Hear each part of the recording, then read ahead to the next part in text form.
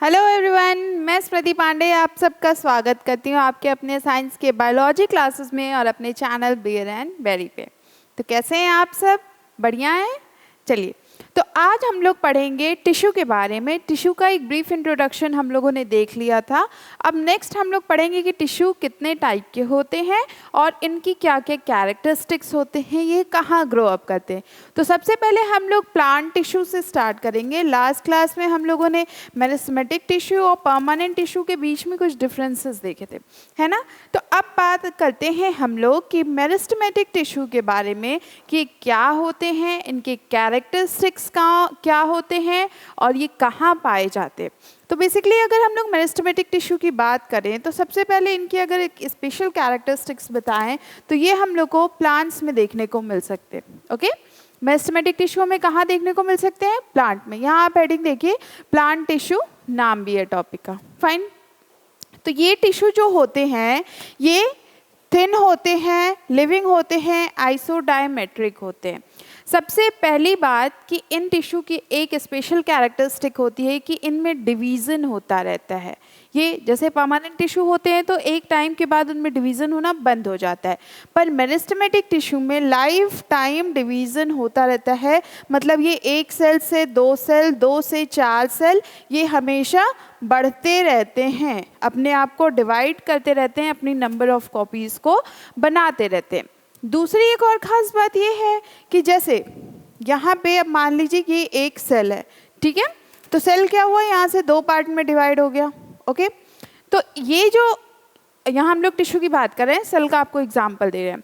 तो ये जो सेल होगा इसमें एक जो होगा इसके पास इसके पेरेंट जैसी कैरेक्टरिस्टिक होंगे। मतलब जैसे इसके पेरेंट्स वर्क करते थे सेम वैसे ही, जैसे हमारे कुछ आइडेंटिकल्स होते हैं या हमारे कुछ कैरेक्टरिस्टिक होते हैं जो सेम हमारे पेरेंट्स की तरह मैच करते हैं, और कुछ ऐसे होते हैं तो जो हमारे खुद के होते हैं। मतलब वैसा हमारे पेरेंट्स में कुछ कैरेक्टरिस्टिक नहीं होता बट वो हमारे में होता है। इनके में क्या होता है कि जब दो डिवीज़न हो रहा है तो एक का पूरा कैरेक्टरिस्टिक सेम एज पेरेंट्स होता है और दूसरा मॉडर्न होता है। कह सकते हैं हम लोग कि इसमें चेंजेस आते हैं, ये थोड़ा मॉडर्न हो जाता है। जैसे एक फैमिली में मान लीजिए दो बच्चे हैं, ठीक है, ये मम्मी पापा हैं और इनके दो बच्चे हुए।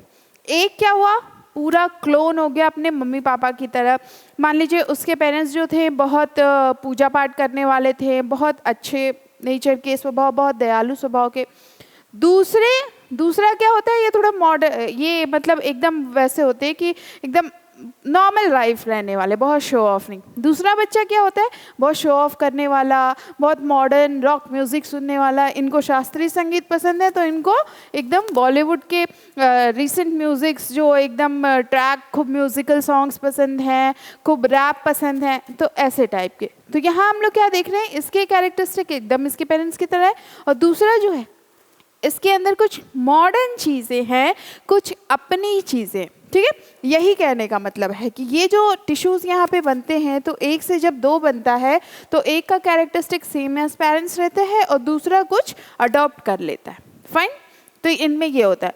दूसरी चीज़ कि जब ये सेल्स ऐसे ऐसे बनते हैं तो इनमें इंट्रासेलुलर स्पेस होता है। मतलब ये बीच बीच में जो स्पेस वैकेंट होते हैं वो इंट्रासेलुलर स्पेस होता है। तो यहाँ भी जब टिश्यूज़ फॉर्म होते हैं तो इनमें भी स्पेस होता है, बट यहाँ पे बात करें तो ये इतने टाइटली कॉम्पैक्टली पैक होते हैं कि इनमें स्पेस नहीं होता। मान लीजिए ऐसे कोई स्ट्रक्चर है बेंजीन टाइप का, तो इसमें क्या होता है, यहाँ पे ऐसे ये बन गया दूसरा, ठीक है, फिर यहाँ पे ये ऐसे बन गया। तो यहाँ पे हमें इंट्रासेलुलर स्पेस देखने को बहुत कम मिलता है या ना के बराबर मिलता है। तो ये क्या होंगे, टाइटली पैक्ड होंगे। यहाँ भी बन जाएगा। ओके, तो ये ऐसे पूरा स्ट्रक्चर इनका फॉर्म रहता है। इनके पास इंट्रासेलुलर स्पेस बहुत कम रहते हैं या ना के बराबर कहें कि रहते हैं। फाइन, चलिए, ये जो टिश्यू होते हैं ये थिन वॉल्ड होते हैं, लिविंग आइसोडायमेट्रिक होते हैं।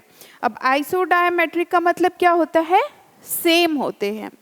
Now the cell wall is form by cellulose. जो ये टिश्यू होंगे इनके पास जो सेल वॉल होती है वो किसकी बनी होती है, सेल्यूलोज की बनी होती है। शेप कैसा होता है, ओवल होता है, राउंडेड होता है या पॉलीगोनल शेप का होता है। ओवल हो सकता है, राउंडेड हो सकता है या पॉलीगोनल शेप का हो सकता है। आइसोडायमेट्रिक का भी मतलब ये होता है ये पॉलीगोनल शेप के मतलब एक सेम स्ट्रक्चर के होते हैं। सेल्स आर कॉम्पैक्टली अरेंज्ड और पॉलीगोनल शेप, ऐसे हमने बताया। सेल्स जो होंगे, अगर मान लीजिए यहाँ पे कोई ट्राइंगल है तो यहाँ भी एक ट्राइंगल बन गया, यहाँ भी एक ट्राइंगल बन गया, फिर यहाँ पे ऐसे ट्राइंगल बन गया, तो ऐसे ऐसे बनता जाएगा। तो यहाँ पे क्या होंगे, स्पेस कम हो जाएगी, इंट्रासेलुलर स्पेस कम हो जाएगा, तो ये बहुत कॉम्पैक्टली अरेंज्ड होंगे। जैसे आप एग्जांपल ले लीजिए ब्रिक्स, जो हमारे घर की दीवारें बनती हैं ब्रिक्स से, तो ब्रिक्स क्या होते हैं, एक के ऊपर एक, एक के ऊपर एक रख दिए जाते हैं, तो ये क्या होते हैं, टाइटली पैक्ड हो जाते हैं। ओके, बट अगर बॉल रख दी जाए एक के ऊपर एक, एक के ऊपर एक, एक के ऊपर एक, तो क्या ये टाइटली पैक्ड होंगे, यहाँ वाली यहाँ वाली यहाँ वाली यहाँ वाली स्पेस तो वैकेंट रह जाती है। तो वही चीज़ है, ये टाइटली पैक्ड होते हैं। Okay, cell contain dense cytoplasm with no or few small sized vacuoles. Cell क्या कंटेन करते हैं, सेल कंटेन करते हैं डेंस साइटोप्लाज्म को, या इनके पास स्मॉल साइज के वैक्यूल हो भी सकते हैं और नहीं भी हो सकते हैं। इनके कैरेक्टरिस्टिक्स की बात कर रहे हैं, मतलब इनके पास क्या है क्या नहीं है। Cell contain prominent and large nucleus, इनके पास वैक्यूल तो छोटा होगा या नहीं भी होगा, पर जो न्यूक्लियस होगा वो बड़ा सा होगा। Fine, they are capable of division throughout life. अब जैसे कि मेरिस्टेमेटिक टिश्यू है तो पहले ही ये बात क्लियर हो गई थी कि इनमें क्या होता है, डिवीज़न थ्रू आउट लाइफ होता है, मतलब ये हमेशा डिवाइड करते रहेंगे, 2 से 4, 4 से 8, अपना परिवार ये बढ़ाते रहते हैं। Fine, so meristematic tissue is composed of immature cells. Immature cells क्यों कहा जा रहा है, क्योंकि सेल्स अगर मेच्योर हो जाएंगे तो डिवीजन उनमें स्टॉप हो जाएगा, जो हम लोग को परमानेंट टिश्यू में देखने को मिलता है। ठीक है, तो so that we can say कि they have immature cells. Cells are metabolically highly active. Cells जो होते हैं इनका जो मेटाबॉलिक होता है वो बहुत एक्टिव होता है, हाईली एक्टिव होता है, इतना एक्टिव कि कोई भी काम ये फटाफट कर सकते हैं। अगर इनको न्यूट्रिएंट मिल रहा है तो फटाक से डाइजेस्ट कर सकते हैं, अगर इनके पास कोई फॉरेन पार्टिकल आ गया तो उसको मार के भगा सकते हैं, कुछ भी कर सकते हैं, ये बहुत हाईली एक्टिव होते हैं। ठीक है, मेनली अगर हम लोग प्लांट की बात कर रहे हैं तो यहाँ पे हम लोग को इस डायग्राम में देखने को मिल रहा है, यहाँ पे देखिए ये एपिकल मेरिस्टेम है। ओके, ये क्या है, इंटरसेलरी मेरिस्टेम है और ये लेटरल मेरिस्टेम है। ठीक, अभी हम लोग आगे पढ़ेंगे इसके बारे में, अभी आगे की स्लाइड्स में ही पढ़ेंगे। तो इतना क्लियर है मेरिस्टेमेटिक टिश्यू के बारे में। चलिए अब हम लोग देखते हैं एपिकल मेरिस्टेम के बारे में, जो ये टॉप पे हमें दिख रहा है। फाइन, चलिए आइए देखते हैं ये क्या होता है, कहाँ होता है। पहली बात करें तो सबसे पहली बात कि ये कहाँ होता है, टिप पे होता है। किसके टिप पे होता है, प्लांट के रूट या शूट के टिप पे होता है। रूट कहाँ होता है प्लांट का, प्लांट का रूट जमीन के अंदर होता है और शूट कहाँ होता है, बाहर होता है, सराउंडिंग में होता है। तो इसका जो रूट का ये टिप होगा या शूट का ये टिप होगा, वहाँ पे ये पाए जाते हैं। ये एपिकल मेरिस्टेम, इनकी बात हो रही है। Fine, shoot apical meristem is terminal in position. Shoot apical meristem जो होते हैं ये टर्मिनल पोजीशन पे होते हैं। टर्मिनल मतलब क्या होता है, जैसे हम लोग ट्रेन से ट्रेवल करते हैं तो टर्मिनल आते हैं, ठीक है, तो कई सारे सेम ऐसे ही इसमें भी टर्मिनल होते हैं, तो इनके पास ये टर्मिनल पोजीशन पे होते हैं। रूट एपिकल मेरिस्टेम इज सब टर्मिनल इन पोजीशन। और रूट एपिकल की मतलब बात करें तो ये सब टर्मिनल पे होते हैं। टर्मिनल मतलब क्या होता है, लास्ट स्टेशन या लास्ट प्लेटफॉर्म, कुछ ऐसा। ओके, सब टर्मिनल उससे जस्ट पहले। ठीक है, ये हमारा मान लीजिए ये रूट है, हमारी ट्रेन की रूट जा रही है ये ऐसे, तो ये हमारा होगा, यहाँ पे ट्रेन को रुकना होगा तो ये टर्मिनल पोजीशन हो जाएगा, और इसके पहले वाला जो होगा ये सब टर्मिनल पोजीशन हो जाएगा। तो शूट एपिकल पे ये जो मेरिस्टेम होते हैं टर्मिनल पोजीशन पे होते हैं, मतलब शूट के एकदम यहाँ पे होते हैं। और रूट की बात करें तो जैसे यहाँ एंडिंग है रूट का, तो इसके जस्ट थोड़ा पहले होते हैं, थोड़ा सा पहले। They are responsible for increasing the length, length को बढ़ाने के लिए रिस्पॉन्सिबल होते हैं। कैसे, अब जैसे कुछ यहाँ पे है, टॉप पे है, तो ये क्या कर रहा है, हमारी लेंथ को बढ़ा रहा है, प्लांट की लेंथ को बढ़ाने में हेल्प करता है। और plant organ and primary growth, या फिर प्लांट के ऑर्गन से जैसे स्टेम हैं, लीव्स हैं, इनको बनाने में भी वो बहुत हेल्पफुल होते हैं। और प्राइमरी ग्रोथ, प्राइमरी ग्रोथ मतलब जो सबसे पहली ग्रोथ होती है उसको करने में भी ये बहुत हेल्पफुल होते हैं। तो ये आपका हो गया है एपिकल मेरिस्टेम। समझ में आया? ये यहाँ पे होता है, हमारे नोड्स पे होता है। चलिए आगे देखें एपिकल मेरिस्टेम के बारे में। एपिकल मेरिस्टेम जब एम्ब्रॉयनिक स्टेज में होता है तो इसके पास दो पार्ट्स उस समय डिवाइड होते हैं। Okay, see apical meristem has two region or at embryonic stage. Embryonic stage मतलब जब इसका डेवलपमेंट होता रहता है, जब ये छोटा सा बेबी होता है तब। यहाँ पे ये होता है प्रो मेरिस्टेम और ये होता है यू मेरिस्टेम। प्रो मेरिस्टेम का मतलब होता है प्राइमरी ग्रोथ जिससे होती है। जैसे कि जब आप सीड्स लगाते हो तो वहाँ पे आप क्या देखते हो, कभी थोड़ी सी बडिंग बाहर आती है, कुछ ऐसे ऐसे बीन शेप में होती है ना, बीन शेप में, उसके बाद यहाँ से फर्स्ट लीफ निकलती है। ओके, तो यहाँ इसके कहने का मतलब है कि ये जो प्राइमरी ग्रोथ होती है उसमें उसका ये फर्स्ट पार्ट होता है, और यू मेरिस्टेम इसके बाद वाला पार्ट होगा, प्राइमरी के बाद। Okay, you meristem is divided into 3 region. अब यू मेरिस्टेम देखिए 3 रीजन्स में डिवाइड है। पहला है प्रोटोडर्म, दूसरा है प्रोकैम्बियम और तीसरा है ग्राउंड मेरिस्टेम। ये सब अलग अलग रोल प्ले करते हैं प्लांट के ग्रोथ में, डेवलपमेंट में, हार्मोन्स के प्रोडक्शन में, दूसरा जो प्लांट में फ्रूटिंग हो रही है, फ्लावरिंग हो रही है, उन सब में ये सब बहुत इंपॉर्टेंट रोल प्ले करते हैं। क्योंकि एम्ब्रॉयनिक स्टेज में जो डेवलपमेंट होता है, ह्यूमन्स की अगर बात करें तो हम लोग जब मदर के वूम में होते हैं, फीटस होते हैं, एम्ब्रॉयो होते हैं, तो उसी समय हमारी बॉडी के शेप्स बनने लग जाते हैं, स्टार्ट हो जाते हैं, सेल्स डेवलप करना स्टार्ट हो जाती हैं, सेल्स में डिवीज़न होने लगते हैं। तो अगर कोई ऑर्गन नहीं भी बना होता है तो इनिशियल मतलब शुरुआत हो जाती है, वहाँ पे उस सेल का फॉर्मेशन हो जाता है, उसके बाद ग्रोथ होती है। जब आप छोटा बेबी देखते होंगे, न्यूबॉर्न बेबी को अगर आप देखें तो उसके पास सब कुछ रहता है, बाल रहेंगे, आइज़ रहेंगी, नोज़ रहेगा, टंग रहेगा, माउथ रहेगा, हैंड्स, लेग, नेक, स्टमक, बैक साइड, बोन, सब कुछ रहता है। बड़ा होता है तो क्या होता है, उसके ऑर्गन्स बड़े होने लगते हैं, वो बड़ा हो जाता है।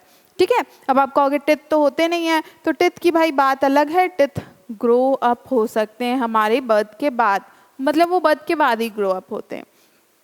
कम टू द पॉइंट। तो ये हमारी जो प्लांट्स की बात हो रही है, तो इनके जो ये 3 रीजन है, यू मेरिस्टेम, ये किस रीजन की बात करें हम लोग, एम्ब्रॉयनिक स्टेज की बात करें। एम्ब्रॉयनिक स्टेज के बाद ये हमारे आ जाते हैं प्रोटोडर्म, प्रोकैम्बियम और ग्राउंड मेरिस्टेम, इनमें डेवलपमेंट होता है। In hydrophyte root cap is multi layered.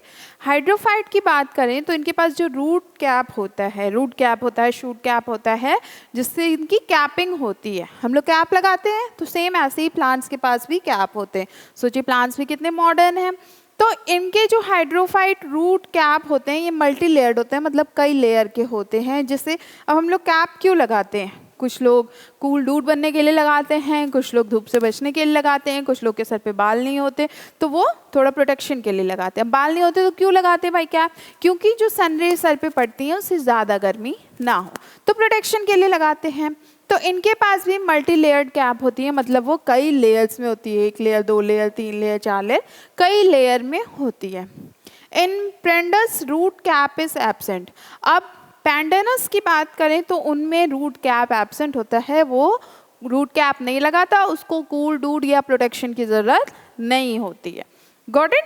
Root cap contain more amount of Golgi body which secrete make the root slimy. Root cap के पास क्या होता है, गोल्गी बॉडी होती है, बहुत सारे अमाउंट में, ज़्यादा सारा उसके पास गोल्गी बॉडी होता है।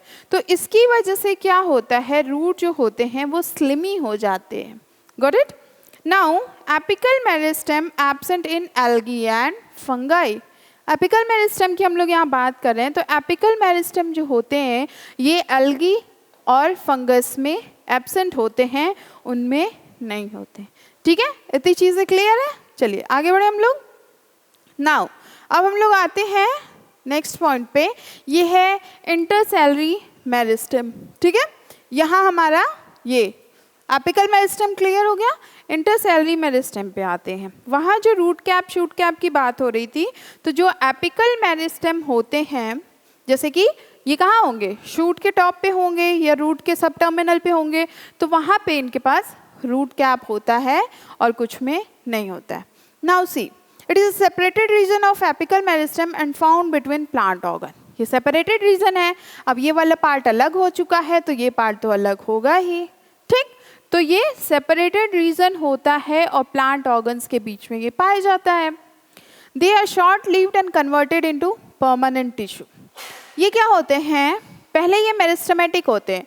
मेरिस्टेमेटिक जहाँ भी आए आप वहाँ समझ लीजिएगा कि सेल्स में डिवीजन है, यानी इसके सेल्स नंबर बढ़ रहा है। ये क्या होते हैं, इंटरसेलुलर में मेरिस्टेम की बात करें तो पहले इनकी तो शॉर्ट लिविंग होती है। क्यों ऐसा, क्योंकि कुछ टाइम बाद ये परमानेंट टिश्यू में कन्वर्ट हो जाते हैं, मतलब इनमें डिवीजन बंद हो जाता है एक सडन टाइम के बाद, ठीक। It help in longitudinal growth which is also called primary growth.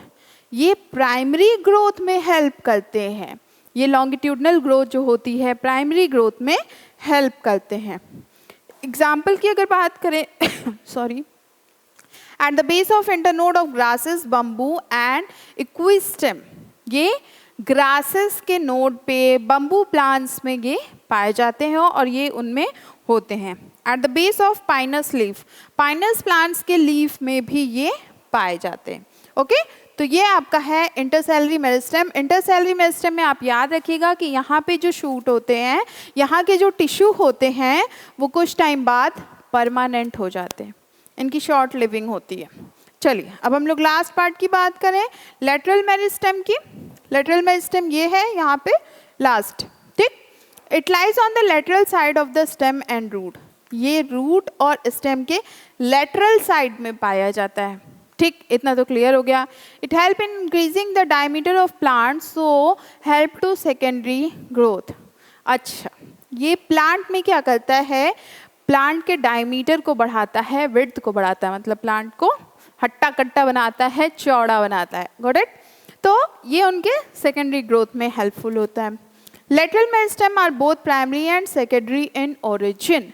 Lateral meristem की बात कर रहे हैं हम लोग यहाँ पे, तो ये प्राइमरी और सेकेंडरी ओरिजिन में होते हैं, मतलब इनकी ग्रोथ प्राइमरी में भी होती है और सेकेंडरी फेज में भी होती है। ये प्राइमरी हार्मोन्स को, प्राइमरी बॉडी ऑर्गन्स को फॉर्म करते हैं और सेकेंडरी को भी फॉर्म करते हैं। Now primary lateral meristem example, marginal meristem of leaf and fascicular cambium. क्या होता है ये, प्राइमरी मेरिस्टेम की बात करें, ये प्राइमरी लेटरल मेरिस्टेम जो होते हैं, इनके अगर एग्जाम्पल की बात करें तो इनके एग्जाम्पल होते हैं marginal meristem of leaf, leaf के मार्जिनल मेरिस्टेम होते हैं, और फेस्कुलर कैम्बियम में ये इन्वॉल्व होते हैं फॉर्मेशन के लिए प्लांट के पार्ट्स में। सेकेंडरी लेटरल मेरिस्टेम के अगर एग्जाम्पल की बात करें तो इसका इंटरफेस्कुलर कैम्बियम और कॉर्क कैम्बियम में होता है। कॉर्क देखे हैं आप लोग, कॉर्क जैसे जब हम लोग होम्योपैथिक मेडिसिन लेते हैं तो उसके छोटे छोटे ढक्कन होते हैं, अब पता नहीं अब तो शायद प्लास्टिक के ढक्कन आने लगे, पहले कॉर्क टाइप का ढक्कन आता था, ठीक है। तो वो जिस पे सेल को देखा गया था, कॉर्क वो आप समझ सकते हैं जिसमें सबसे पहले सेल को बताया गया था कि सेल है कुछ, ओके।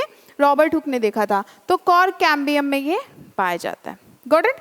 तो ये लेटरल मेरिस्टेम की बात करें तो ये प्लांट के साइड, स्टेम और रूट में होते हैं, लेटरल साइड में। उसके बाद ये उसके डायमीटर और विड्थ को मेंटेन करने में हेल्प करते हैं, मतलब प्लांट की विड्थ को, डायमीटर को बढ़ाने में हेल्प करते हैं। लेटरल मेरिस्टेम जो होते हैं ये प्राइमरी और सेकेंडरी ओरिजिन के होते हैं, ये प्राइमरी और सेकेंडरी ओरिजिन में इन्वॉल्व होते हैं। उसके बाद इनके जो एग्जाम्पल की बात करें प्राइमरी लेटरल मेरिस्टेम की, तो इसके एग्जाम्पल हैं marginal meristem of leaf and fascicular cambium, और सेकेंडरी लेटरल मेरिस्टेम की बात करें तो इसके एग्जाम्पल हैं इंटरफेस्कुलर कैम्बियम और कॉर्क कैम्बियम, गॉट इट। चलिए ठीक है, तो इतना हमारे प्लांट के टिश्यू के बारे में था। अभी हम लोग को और चीज़ें टिश्यू के बारे में पढ़नी है जो हम लोग नेक्स्ट क्लास में पढ़ेंगे। आपको कोई प्रॉब्लम हो, कोई क्वेश्चन हो, कोई कुछ समझ में ना आया हो तो आप हमसे कमेंट सेक्शन में पूछ सकते हैं, आपको हर क्वेश्चन का आंसर मिलेगा, ठीक है। चलिए हम लोग फिर मिलेंगे नेक्स्ट क्लास में, तब तक आप अपना ख्याल रखिए, गुड बाय।